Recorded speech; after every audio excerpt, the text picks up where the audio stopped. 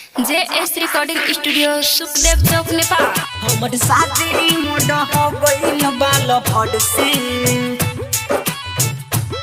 हम दौड़ा लेके आई बयस डीजे स्टार्ट हम दौड़ा लेके आई बयस घर से सुनी सुनी छठी माई हमर बुझी परेशानी लभर के खातिर पूछू हो कि हम तोड़ बनाही छठी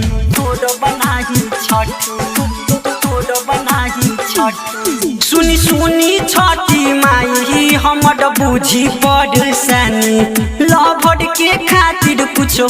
हो कि हम तोड़ बनाही छठी दौड़ा हम लेके आई अपना घर से दौड़ा हम लेके आई अपना घर से हमर शादी मोड़ हो गइल बाल भर से हम दौड़ा लेके आई बयस घर से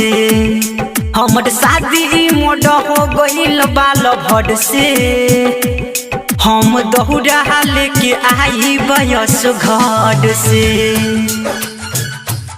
हमर शादी मोड़ हो गइल बाल भर से हम दौड़ा लेके आई बयस घर से हम दौड़ा लेके आई बयस घर से बचपन से प्यार हम उनके से कईनी उनके खातिर हम छठ उठैनी ए माई छठ उठैनी बचपन से प्यार हम उनके से कईनी उनके खातिर हम छठ उठैनी रोज रोज सुना तनी ताना गाँव घर से रोज रोज सुना तनी ताना गाँव घर से हमर शादी मोड़ हो गइल बाल भर से हम दौड़ा लेके आई बयस घर से हमर शादी मोड़ हो गइल बाल भर से हम दौड़ा लेके आई बयस घर से हमर शादी मोड़ हो गइल बाल भर से हम दौड़ा लेके आई बयस घर से हम दौड़ा लेके आई बयस घर से कुमारी के न भूलब जबले छठी के बरत बा घर मम्मी पापा होई हे हमरे तलाश बा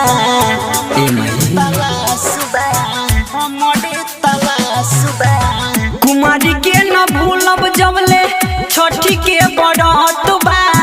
घर मम्मी पापा होई हे हमरे तलाश बा सिहियाम प्रेमी अइले साथ दौड़ा लेके सिहियाम प्रेमी अइले साथ दौड़ा लेके हमर शादी मोड़ हो गइल बाल भर से हम दौड़ा लेके आई बयस घर से हमर शादी मोड़ हो गइल बाल भर से हम दौड़ा लेके आई बयस घर से JS रिकॉर्डिंग स्टूडियो सुखदेव चौक नेपाल।